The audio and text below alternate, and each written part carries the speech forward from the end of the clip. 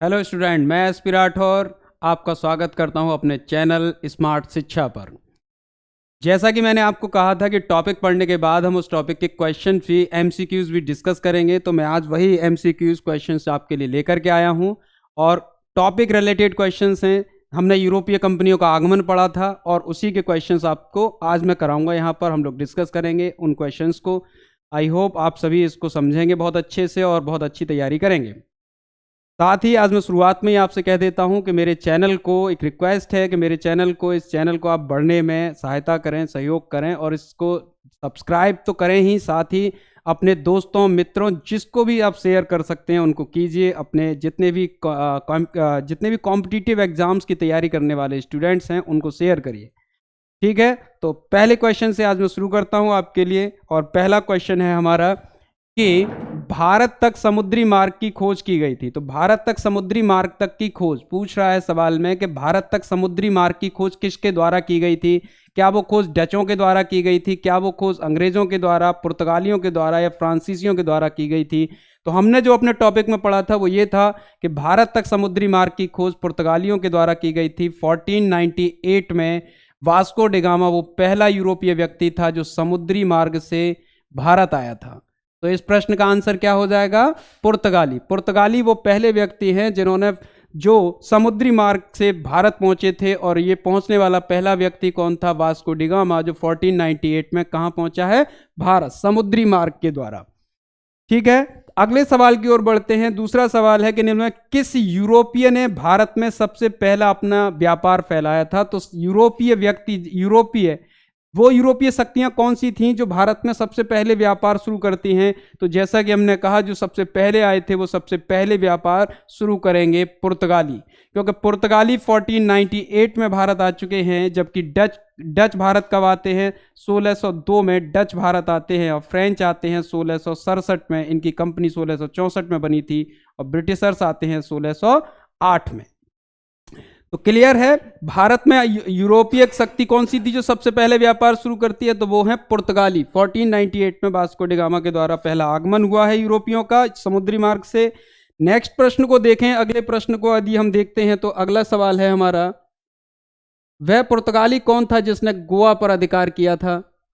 तो हमारा अगला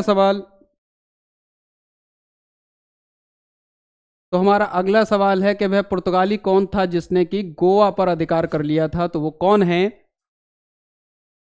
गोवा पर अधिकार करने वाला कौन व्यक्ति है? हमने अपने टॉपिक में भी पढ़ा था और साथ में इसका आंसर हो जाएगा अल्फांसो डी अल्बुकर्क। ये दूसरा पुर्तगाली गवर्नर था। ये दूसरा गवर्नर है पुर्तगालियों का जो भारत आया है। 1509 में ये भारत आता है। ठीक है, और ये 1510 में ये क्या करता है? गोवा को जीत लेता है। किससे जीत लेता है? आदिल शाह से ये गोवा को जीत लेता है, जो कि बीजापुर का शासक है। तो बीजापुर के शासक आदिल शाह से ये क्या करता है?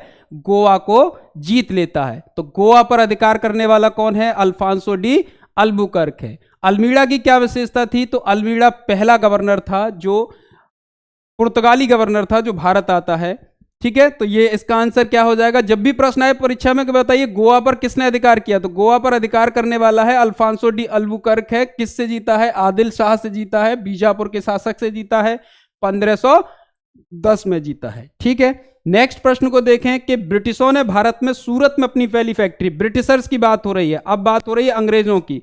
भारत में सूरत में अपनी पहली फैक्ट्री स्थापित करने की अनुमति किससे मिली थी? किसने उन्हें सूरत में अपनी पहली फैक्ट्री खोलने की अनुमति दी थी? तो सूरत में अपनी पहली फैक्ट्री खोलने की अनुमति जहांगीर से मिली है ब्रिटिशर्स को। ठीक है, किसने दी है? जहांगीर ने। कब सूरत में इन्होंने अपनी फैक्ट्री कब खोली है? सूरत में इन्होंने अपनी पहली फैक्ट्री 1613 में खोली थी। ठीक है, जहांगीर से अनुमति मिली है। 1613 में अंग्रेजों ने अपनी पहली फैक्ट्री सूरत में खोल दी थी। अगले सवाल को देखें तो तृतीय कर्नाटक युद्ध, तीसरे कर्नाटक, आपको मैंने बताया था कि अंग्रेजों और फ्रांसीसियों के बीच एंग्लो फ्रेंच संघर्ष की बात हो रही है। अंग्रेजों और फ्रांसीसियों के बीच 3 कर्नाटक के युद्ध हुए थे और उन युद्ध में से ये तीसरे युद्ध के बारे में पूछ रहा है कि तीसरे युद्ध किसके कारण समाप्त हुआ था? वो कौन सी संधि थी जिससे इस युद्ध को समाप्त घोषित कर दिया गया था? पहली बात तो यह है कि इस युद्ध का जो कारण था वो कारण क्या था? ठीक है, तो कारण वारण कुछ नहीं है इसमें, बस अपनी मंशा ठीक नहीं थी इनकी, एक चीज। दूसरी बात कि इस युद्ध में तृतीय कर्नाटक युद्ध की जो समाप्ति हुई थी वो हुई थी पेरिस की संधि के द्वारा। ये युद्ध कब तक हुआ? ये युद्ध हुआ है 1756 से लेकर के 1763 तक। ठीक है ना, कारण मतलब मंशा से मेरा मतलब इनकी ठीक नहीं थी, क्योंकि ब्रिटेन और फ्रांस यूरोप में युद्ध कर रहे थे, सप्तवर्षीय युद्ध शुरू हो गया था। हमने बात करी थी इसको लेकर के सप्तवर्षीय युद्ध की, तो सप्तवर्षीय युद्ध के कारण ये यहां पर भी युद्ध शुरू हुआ था, और जिस युद्ध का तृतीय कर्नाटक युद्ध का अंत जो होगा वो 1763 में होने वाली पेरिस की संधि से होगा। किसकी संधि से होगा? पेरिस की संधि से इस युद्ध का अंत हो जाएगा। इसी युद्ध में हम देखेंगे, तीसरे कर्नाटक युद्ध में ही हमने बात करी थी वॉन्डिवॉस की लड़ाई की, जिस लड़ाई के बाद भारत में फ्रांसीसियों का प्रभुत्व पूरी तरह से समाप्त हो जाएगा। तो अगले सवाल को हम देखेंगे अब।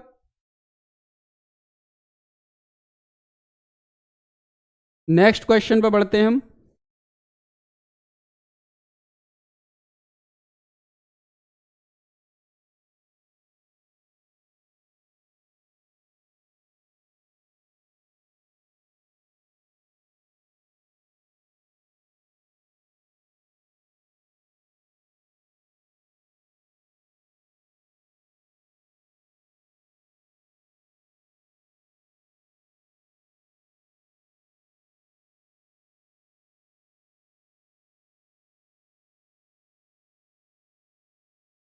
ठीक है, अगला सवाल देखते हैं अब हम। ब्रिटिशों ने भारत में सूरत में अपनी पहली फैक्ट्री स्थापित करने की, यह सवाल हो चुका था, 5 सवाल तक हम कर चुके हैं इसको लेकर के। तो अगले सवाल को देखते हैं अब हम।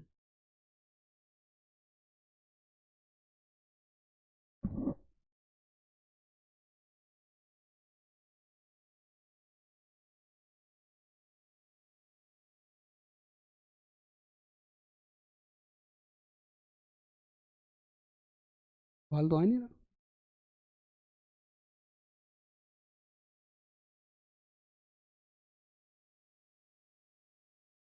अच्छा,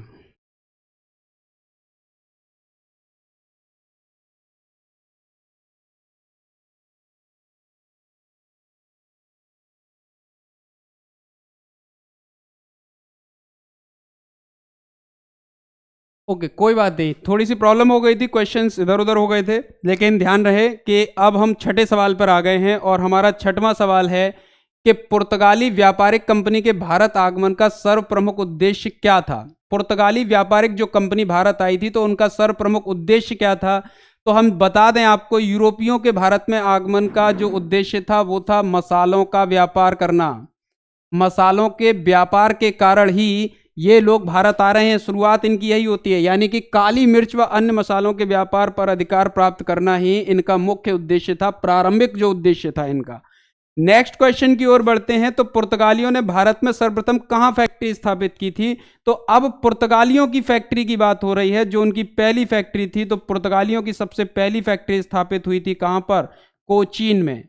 सबसे पहली फैक्ट्री कोचीन में स्थापित हुई थी। यहीं पर वास्को डिगामा ने क्या किया था? डिगामा ने एक किला भी बनवाया था। वास्को डिगामा ने एक किला भी बनवाया था कोचीन में। तो कोचीन इनकी पहली फैक्ट्री है पुर्तगालियों की। 8वें सवाल को यदि हम देखें तो 8वां सवाल है हमारा, वर्ष 1498 की बात हो रही है। 8वें सवाल पर आ जाएं हम। तो 8वां सवाल है हमारा कि वर्ष 1498 में वास्को डिगामा भारत में कहां पर उतरा था? भारत में कहां उतरा था? तो वास्को डिगामा कालीकट तट पर पहुंचा था। ये आपके जो केरल है ना, यहां पर केरल कालीकट का तट, कालीकट के शासक थे उस समय जमोरिन, जिन्होंने इसका भव्य स्वागत किया था। ठीक है, और वास्को डिगामा के, अगर आपसे कभी पूछा जाए कि वास्को डिगामा के जहाज का नाम क्या था, तो ये ड्रैगन नामक जहाज से आया था। ड्रैगन, ये ड्रैगन नामक जहाज से आया था। वास्को डिगामा कहां पहुंचा है? कालीकट। और इसको कालीकट तक पहुंचने में मदद करने वाला व्यक्ति कौन है? अब्दुल मुनीक। इसको हेल्प की थी अब्दुल मुनीक ने, हेल्प की थी इसको। तो ये भी याद रखने वाली बातें हैं। कालीकट इसका आंसर होगा। अगला सवाल है, वह अंग्रेज जिसने सम्राट जहांगीर के दरबार में आकर भेंट की थी। जहांगीर से कौन आके मिला था? Sir Thomas Roe. 1615 में 1615 में टॉमस रो जहांगीर से आकर के मिला, कहां पर? अजमेर, अजमेर में मिला था टॉमस रो। ठीक है, सम्राट का लेटर लेकर के आया था और अजमेर में जाकर के जहांगीर से मिला था टॉमस रो। 1615 में भारत आया था। और सबसे पहला लेकिन अंग्रेज कौन था? वो हॉकिंस था, जो 1608 में आया था। ठीक है, अगले सवाल को देखें तो किसे जहांगीर ने खान की उपाधि से सम्मानित किया था? तो जहांगीर ने खान की उपाधि किसे दी थी? खान की उपाधि तो जहांगीर ने हॉकिंस को खान की उपाधि दी थी। कैप्टन हॉकिंस कौन है ये? Captain Hawkins. कैप्टन हॉकिंस वो पहला अंग्रेज है जो 1608 में भारत आया है। इससे इतना प्रभावित हुआ, हॉकिंस ने जहांगीर से फारसी भाषा में बात की और वो इससे इतना खुश हो गया कि इसे इंग्लिश खां की उपाधि दी थी। इंग्लिश खां की उपाधि दी और इसे 400 का मनसब भी दिया। 400 का मनसब दिया था इसको। तो ये जानकारी आपको याद रखनी चाहिए कि जहांगीर ने खान की उपाधि किसे दी? तो वो कैप्टन हॉकिंस को दी थी खान की उपाधि। क्लियर है? नेक्स्ट क्वेश्चन पे बढ़ते हैं आगे। अब हम नेक्स्ट क्वेश्चन है,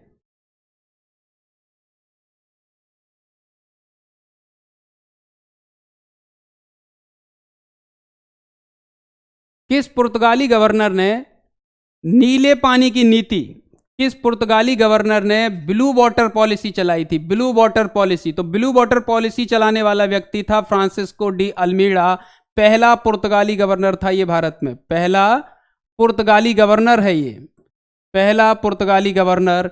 और इसने हिंद महासागर में, कहां पर? हिंद महासागर में, हिंद महासागर में शांत जल की नीति को चलाया था।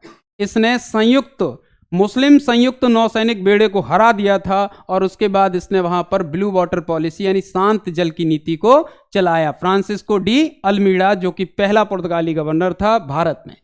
अगला सवाल है, किसे भारत में पुर्तगाली साम्राज्य का वास्तविक संस्थापक कहा जाता है? तो पुर्तगाली साम्राज्य का वास्तविक संस्थापक कौन है? हम बात कर चुके हैं इस बारे में। यह है Albuquerque, Alfonso de Albuquerque. Albuquerque वो व्यक्ति है जो भारत में पुर्तगाली साम्राज्य का वास्तविक संस्थापक है। ये वो व्यक्ति है जिसने क्या किया है? इसने ही भारत में सती प्रथा को बैन किया था। क्या किया था? सती प्रथा इसने बंद करवाई थी। इसने उस समय में, अपने क्षेत्र की बात हो रही है, भारत की बात नहीं हो रही है, उसके बारे में राजा राम मोहन राय का कॉन्सेप्ट अलग है। यहां बात हो रही है कालीकट में इसने सबसे पहले रोक लगाई थी, सती प्रथा को रोक लगाई थी। और भारतीय स्त्रियों से, जो पुर्तगाली लोग थे उनको भारतीय स्त्रियों से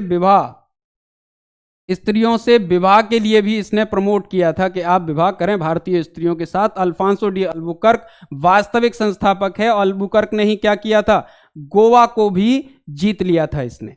तो इसके बारे में आपको यह बात याद रखनी है। अगला सवाल है, निम्नलिखित में से किस अंग्रेज ने पुर्तगालियों को स्वाली या सौली के स्थान पर हरा दिया था?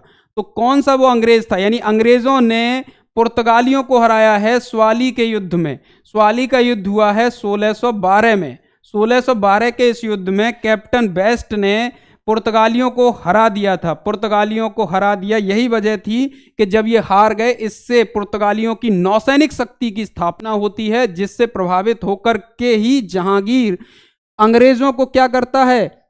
सूरत में अपनी फैक्ट्री लगाने की अनुमति देता है, जो कि इसीलिए वो 1613 में लगाई जाती है। क्लियर है इतनी सी बात?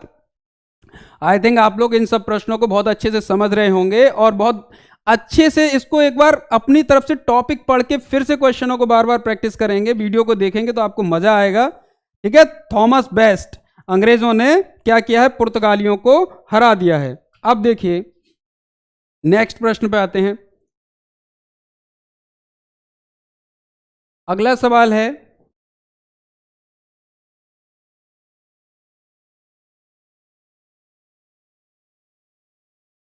भारत में तंबाकू के प्रचलन का श्रेय किसे दिया जाता है? या कोई सवाल छूट गया? यही सवाल है। ठीक है, 16, भारत में तंबाकू के प्रचलन का श्रेय किसे दिया जाता है?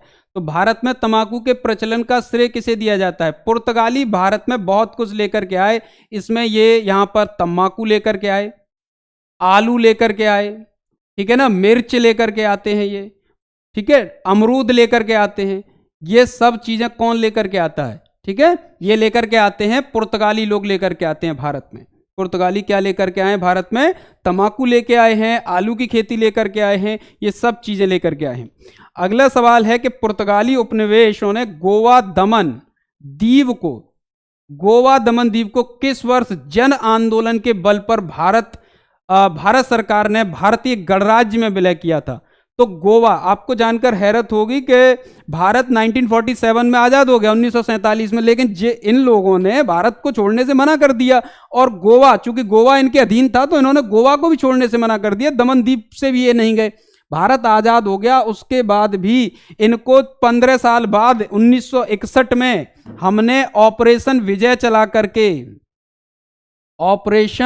विजय चलाया और उसके बाद 19 दिसंबर की बात है 1961 को, तब हमने गोवा को भारतीय गणराज्य में शामिल कर पाए। हम इतने शक्तिशाली हो गए थे ये लोग कि आज़ादी के बाद भी इनको लगता था कि भारत आज़ाद हो गया, फिर भी ये शामिल होने को राजी नहीं हो रहे हैं। देख रहे हैं आप कितनी हिम्मत है इन लोगों में, गजब लोग हैं एकदम। चलिए नेक्स्ट क्वेश्चन पे आते हैं, जो कि क्वेश्चन नंबर 18 हमारा।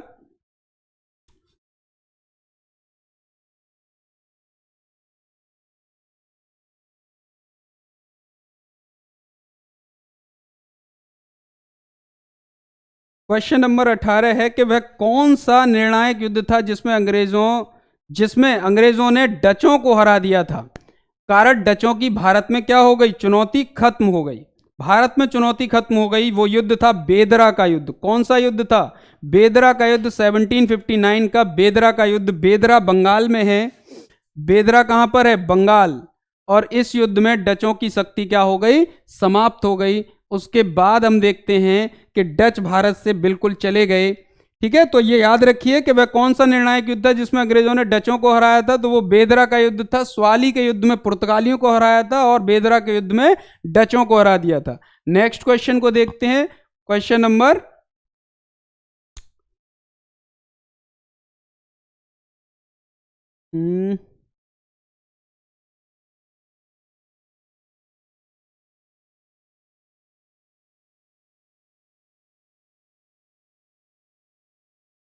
19। क्वेश्चन नंबर 19 अधूरा आ रहा है इसमें। 19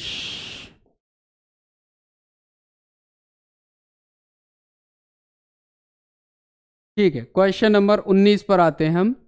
और क्वेश्चन नंबर 19 है हमारा। क्वेश्चन नंबर 19, निम्नलिखित में से कौन सा निर्णायक युद्ध था जिसमें फ्रांसीसी हार गए और अंग्रेजों की सर्वोच्चता स्थापित हो गई? तो कौन सा युद्ध निर्णायक युद्ध था जिसमें क्या हुआ था? फ्रांसीसियों की पराजय हुई है बॉन्डीवॉस की लड़ाई 1760 में। ठीक है ना, बॉन्डीवॉस की लड़ाई में जो तृतीय कर्नाटक युद्ध हुआ है, उसमें तृतीय कर्नाटक युद्ध के समय क्या हुआ है? फ्रांसीसी बॉन्डीवॉस नामक जगह पर युद्ध हार गए हैं, अंग्रेजों ने इन्हें हरा दिया है और इसके बाद इनकी शक्ति समाप्त हो गई है। अगला सवाल है 20, फ्रांस की सरकार ने किस वर्ष भारत में स्थित फ्रांसीसी बस्तियों को भारत सरकार को सौंप दिया था? तो भारत सरकार को सौंप दिया गया था। ये प्रश्न है कि फ्रांस ने भारतीय बस्तियों को कब सौंप दिया है? तो भारतीय बस्तियों को भारत सरकार को सौंप दिया था 1954 में। कब की बात है ये? 1954 में। पौंडीचेरी वगैरह को क्या कर दिया गया था? पौंडीचेरी को भारत को सौंप दिया गया था 1954 में।